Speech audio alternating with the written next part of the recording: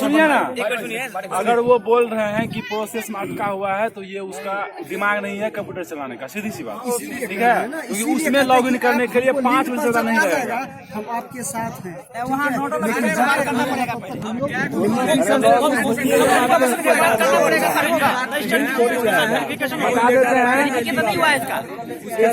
scholarship के संदर्भ में उस पर मेल दिया हुआ है समझे उस मेल पे वो भेजेगा तो उसको और नंबर मोबाइल नंबर जो भी देगा तो उधर से कॉल आएगा ठीक है आपका ये संस्था है फलना चिन्ना जो करेगा उसके अपना ईमेल पे जो है भेजेगा उसके बाद लॉगिन करेगा पासवर्ड देगा उसके बाद ही है